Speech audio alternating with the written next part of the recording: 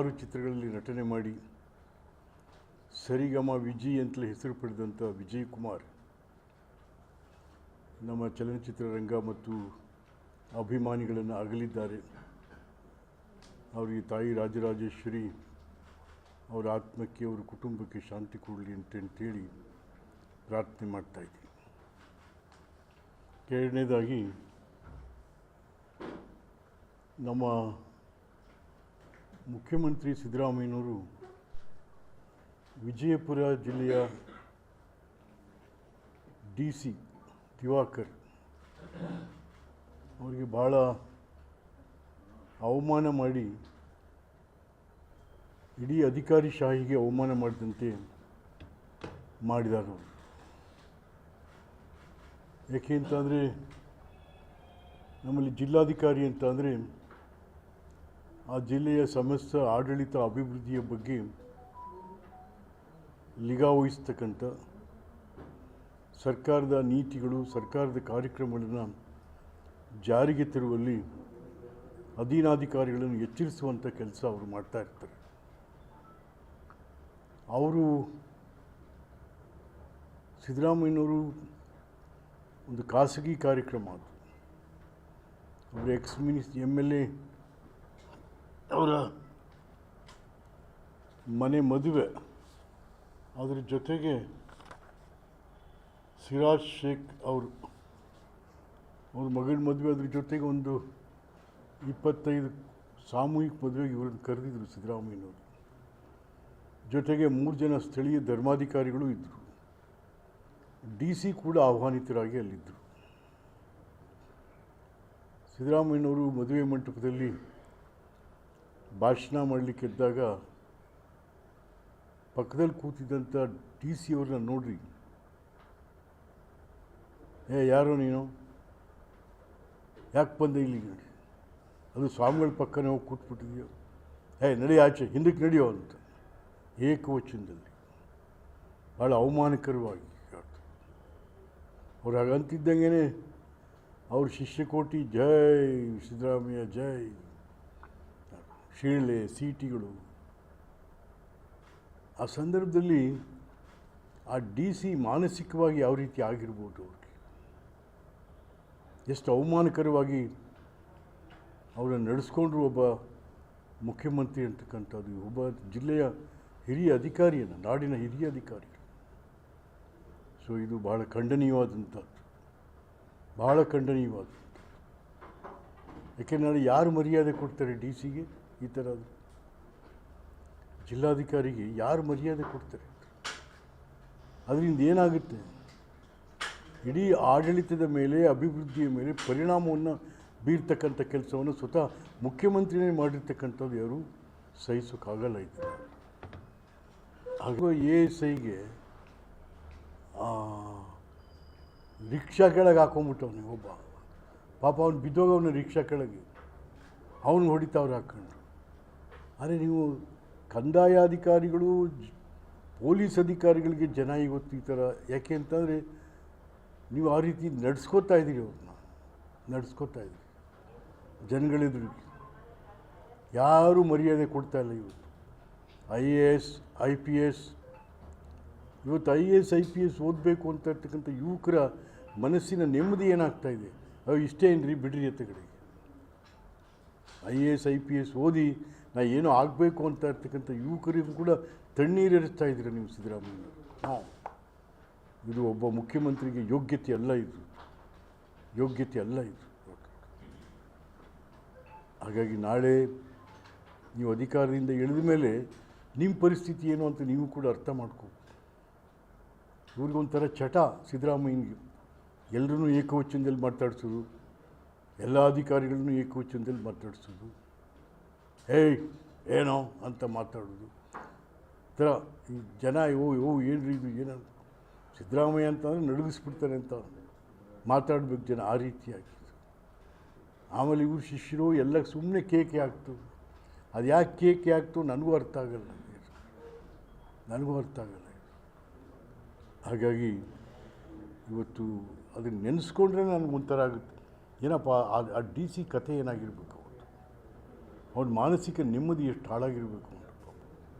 ಅದು ಅಲ್ಲದೇನು it's a private program ಆಗೋದ್ರಿಂದ ಪ್ರೋಟೋಕಾಲ್ ನಾಟ್ ನೆಸೆಸರಿ ಮೇಂಟೈನ್ ಮಾಡಬೇಕಾಗಿಲ್ಲ. ಅಲ್ಲಿ ಮದುವೆ ಮನೆಯಲ್ಲಿ ಪ್ರೋಟೋಕಾಲ್ ಎಂಥದ್ದಿರುತ್ತೆ. It's not a government function, it's private, purely a private function. Private ಫಂಕ್ಷನ್ಗೆ ನೀನು ಆ ಕಡೆ ಹೋಗಿ ಈ ಕಡೆ ಹೋಗಿ ಇಷ್ಟಾದರೂ ಕೂಡ, ಇಷ್ಟೆಲ್ಲ ಆದರೂ ಅಲ್ಲಿ ಅವಮಾನ.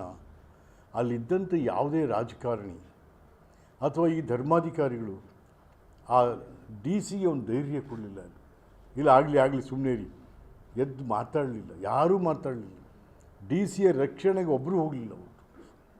ಯಾಕೆಂದ್ರೆ ಸಿ ಎಮ್ ಎ ಬೈತವ್ರು, ಯಾರು. ಹಾಗಾಗಿ ಇದು ಇಡೀ ಸರ್ಕಾರದ ಅಧಿಕಾರಿಗಳನ್ನು ಅಧೀರರನ್ನಾಗಿ ಮಾಡ್ತಕ್ಕಂಥ ಪ್ರಯತ್ನ ಸ್ವತಃ ಮುಖ್ಯಮಂತ್ರಿಗಳಿಂದಲೇ ಆಗ್ತಾ ಇರ್ತಕ್ಕಂಥದ್ದು ಖಂಡನೀಯ, ಹೇಯ. ಇದು ಒಬ್ಬ ದುರಂಕಾರಿ, ನಿಮ್ಮ ದುರಂಕಾರ ಎಷ್ಟು ದಿವಸ ನಡೀತೀನಿ. ಅಹಂಕಾರ ಇರಬೇಕು ತನ್ನ ರಾಜ್ಯದ ಬಗ್ಗೆ, ಜನರ ಬಗ್ಗೆ, ತಾನು ಮಾಡೋ ಕೆಲಸದ ಬಗ್ಗೆ. ಯಾಕೆ ನಿಮ್ಗೇನು ಮಾಡ್ತಾನೆ ಇಲ್ವಲ್ಲ, ನೀವು ದುರಂಕಾರ. ಅದರಿಂದ ಇದನ್ನು ನಾನೆಲ್ಲ ಜನ ಖಂಡಿಸ್ತಾ ಇದ್ದಾರೆ, ಇಷ್ಟೇನಾ ಅಂತಂತೇಳಿ. ಹಾಗಾಗಿ ಮುಖ್ಯಮಂತ್ರಿಗಳು ಇನ್ಮೇಲಾದರೂ ತಮ್ಮ ನಡವಳಿಕೆಗಳನ್ನು ಸರಿ ಮಾಡ್ಕೋಬೇಕು. ಜನರ ಬಗ್ಗೆ, ಜನರನ್ನು ಸಂಬೋಧಿಸುವಾಗ ಎಲ್ಲರೂ ಏಕವಚನನೇ. ನೀವು ಅಯ್ಯೋ ಏನು ಊರು ಸಿಮ್ಗಿಲ್ದಿರೋ ನಾಯಕನೇನಪ್ಪ, ಏನಿಲ್ಲ. ಅರೆ ನಾನು ನೋಡಿದ್ದೀನಿ ಮುಖ್ಯಮಂತ್ರಿಗಳನ್ನ, ದೇವರಾಜ್ ಅರಸ್ ಇರ್ಬೋದು, ಎಸ್ ಎಂ ಕೃಷ್ಣ ಅವರು, ಯಾರು ಏಕವಚನದಲ್ಲಿ ಕರೆದವರಲ್ಲ ಅವರು ಪಾಪ. ಅದು ದೇವರಾಜ್ ಅರಸನ್ಗೆ ಕ್ಲಾಸ್ 4ನವರು, ಬನ್ನಿಯಪ್ಪ ದಯವಿಟ್ಟು ಬನ್ನಿ, ಈ ಟೇಬಲ್ ಮಿರೋ ಈ ಲೋಟ ಎಲ್ಲ ಕ್ಲಿಯರ್ ಮಾಡಿಯಪ್ಪ ದಯವಿಟ್ಟು ಅಂತ ಅನ್ನೋರು ದೇವರಾಜ್ ಅರಸ್ನವರು. ದೇವರಾಜ್ ಅರಸ್ಗಿಂತ ದೊಡ್ಡ ಲೀಡ್ ಏನಲ್ಲಪ್ಪ ನೀನು ಸಿದ್ದರಾಮಯ್ಯ, ದೇವರಾಜ್ ಅರಸ್ಗಿಂತ ಏನು ದೊಡ್ಡ ಲೀಡ್ರಲ್ಲ ನೀನು.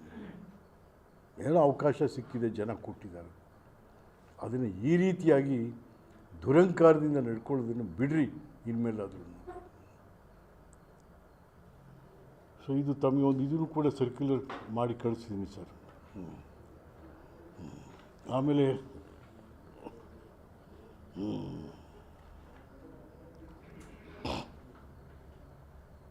ಈ ಜಾತಿ ಗಣತಿ ಬಂದೆ ಕೊಡ್ತೀನಿ ಮಾಡೇ ಮಾಡ್ತೀನಿ ಅಂತ. ಈಗೇನಾಯಿತು, ಇಲ್ಲ ಅಂತ ಕ್ಯಾಬಿನೆಟಿಗೆ ಬರ್ತಾ ಇಲ್ಲ ಅದು. ಸುಮ್ಮನೆ ಕ್ಯಾಬಿನೆಟ್ ಇವರು ಹೈಕಮಾಂಡ್ ಮೇಲೆ ಹೇಳೋದು, ಸಿದ್ದರಾಮಯ್ಯನವರೇ ಕರ್ನಾಟಕದ ಮಟ್ಟಿಗೆ ನೀವೇ ಹೈಕಮಾಂಡ್ ನಿಮ್ಗೆ ಹೆದರ್ಕತ್ತದೆ. ಎಷ್ಟು ರಾಜ್ಯದಲ್ಲಿ ಕಾಂಗ್ರೆಸ್ ಇದೆ? ಸುಮ್ಮನೆ ಹೈಕಮಾಂಡ್ ಹೆಸರು ಹೇಳ್ತೀರ ನೀವು. ಸುಮ್ಮನೆ ಗಂಡಸಲ್ಲಪ್ಪ ನೀನು, ಸುಮ್ಮನೆ ಒಂಥರ ಉತ್ತರನ ಪೌರುಷ ಎಲ್ಲದಕ್ಕೂ. 10 ವರ್ಷ ಆಯ್ತಲ್ರಿ, 10 ವರ್ಷ ಆಯಿತು ಜಾತಿ ಜನಗಣತಿ. ಕಾಂತರಾಜ್ ಆಯೋಗ ವರದಿ ಕೊಟ್ಟು ಸರ್ಕಾರಕ್ಕೆ 10 ವರ್ಷ ಆಯಿತು, ಅದನ್ನು ಮುಟ್ಟು ನೋಡಲಿಲ್ಲ ನೀವು. ಈಗ ನಾನು ಜಾರಿಗೆ ತರ್ತೀನಿ. ನಿಮ್ಗೇನಪ್ಪ ಅಂದರೆ ಇದೊಂಥರ ಅಸ್ತ್ರ. ನಿಮ್ಮ ಬುಡಕ್ಕೆ ಬೆಂಕಿ ಬಿದ್ದಾಗ ಇಲ್ಲ ಅಹಿಂದ ಇಲ್ಲ ಜಾತಿ ಜನಗಣತಿ ಇದನ್ನು ತೊಗೊಂಡು ಹೋಗ್ತೀರ ನೀವು, ಬೇರೆ ಟೈಮಲ್ಲಿ ಏನಿಲ್ಲ ನೀವು. ಹಾಗಾಗಿ ಇದು ಸುಮ್ಮನೆ ಈಗ ದೇವರಾಜರು ಹಾವನೂರು ವರದಿಯನ್ನು ಸ್ವೀಕಾರ ಮಾಡದೆ ಹೋಗಿದ್ರು ಅವತ್ತಿನ ದಿವಸಕ್ಕೆ. ಅವತ್ತು ಹೀಗೆ ಆಯಿತು.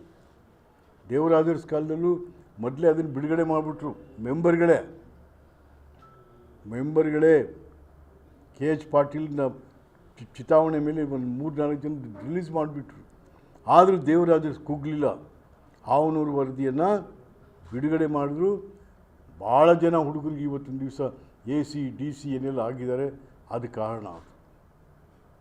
ಆಮೇಲಿಂದ ಚಿನ್ನಪ್ಪರೆಡ್ಡಿ ಇರ್ಬೋದು, ವೆಂಕಟಸ್ವಾಮಿ ವರದಿ ಇರ್ಬೋದು, ಸರ್ಕಾರಗಳು ಸರಿಯಾಗಿ ನಡ್ಕೊಂಡಿದ್ದಾವೆ. ಆದರೆ ನೀವು ಇದನ್ನು ಸುಮ್ಮನೆ ಬರೀ ನಿಮ್ಮ ಅಸ್ತ್ರ ಇದು, ಒಂಥರ ನಿಮ್ಮ ರಕ್ಷಣೆಗಾಗಿ ಇದು ಇಟ್ಕೊಂಡ್ಬಿಟ್ಟಿದ್ರೆ. ಅಹಿಂದ ಏನು ಕಡ್ದೆ ತಾಕಿದ್ರಿ ಅಹಿಂದಕ್ಕೆ, ಏನು ಮಾಡಿದ್ರಿ ಅಹಿಂದಕ್ಕೆ? ಅಹಿಂದ ಅವ್ರು ನಿಮ್ಮ ಸ್ವಂತ ಜಾತಿಯವ್ರಿಗೆ ಏನೂ ಮಾಡಲಿಲ್ಲ. ಕುರುಬ ಸಮುದಾಯಕ್ಕೆ ಕುರುಬರು ತನ್ನ ಮಾನ ಧನ ಅರ್ಪಣೆ ಆಯಿತು ನಿಮಗೆ. ಏನು ಮಾಡಿದ್ರಿ? ಒಂದು ಮೆಡಿಕಲ್ ಕಾಲೇಜ್ ಕೊಡೋಕ್ಕೆ ಯೋಗ್ಯತೆ ಇಲ್ಲ, ಒಂದು ಇಂಜಿನಿಯರ್ ಕಾಲೇಜ್ ಕೊಡಲಿಲ್ಲ. ಒಂದು ಯಾವ ರೀತಿನಲ್ಲ, ಅವನು ಯಾರು ಒಬ್ಬನ ಇಟ್ಕೊಂಡಿದ್ದೀರ ಮಂತ್ರಿ ಅವನು ಕುರುಬರ ರೆಪ್ರೆಸೆಂಟೇಟಿವ್. ಅವನು ಬೈರ್ತಿ ಸುರೇಶ ಕುರುಬರ ರೆಪ್ರೆಸೆಂಟೇಟಿವ್ ಏನ್ರಿ ಇವನು? ತುರ. ಹಾಗಾಗಿ ತಾವು ಈ ಜಾತಿ ಜನಗಣತಿಯನ್ನು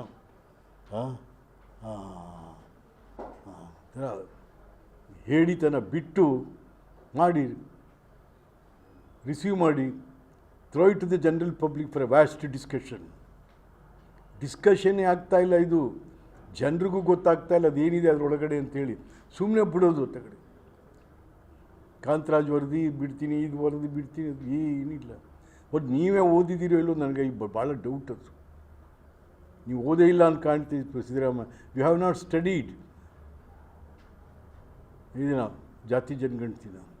ಹಾಗಾಗಿ ಬರೀ ಬುರಾಲ್ ಬಿಟ್ಕೊಂಡು ಸುಳ್ಳು ಹೇಳ್ಕೊಂಡು ಇದು ಶೋಭಾಯಮಾನ ಅಲ್ಲ, ನಿಮಗೆ ಶೋಭಾಯಮಾನ ಅಲ್ಲ. ಬಿಡಿ, ಇನ್ನೇನೋ ಕೊನೆಯಲ್ಲಿ ಕೂತಿದ್ದೀರಿ, ಇದು ಎಂತೆಂಥದ್ದಾಗುತ್ತೋ ಏನು ಕಥೆನೋ ಆಗುತ್ತೆ, ಬಿಡ್ರಿ ಅಂತ ಕಡೆ. ಭಾಳ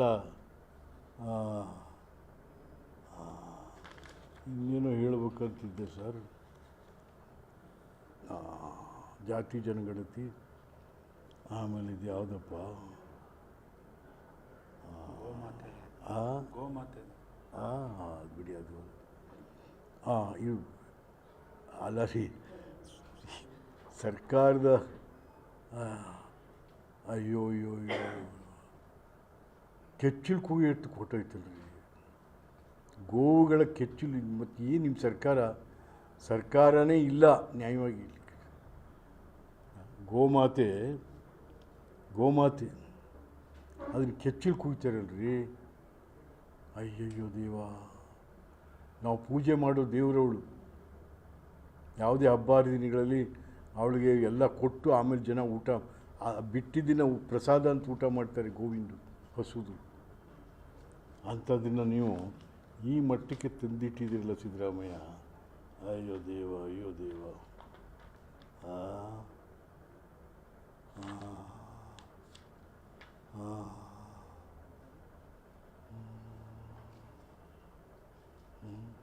ಇಲ್ಲಿ ಡಿ ಸಿಗೆ ರೋಪ್ ಹಾಕ್ತೀರ.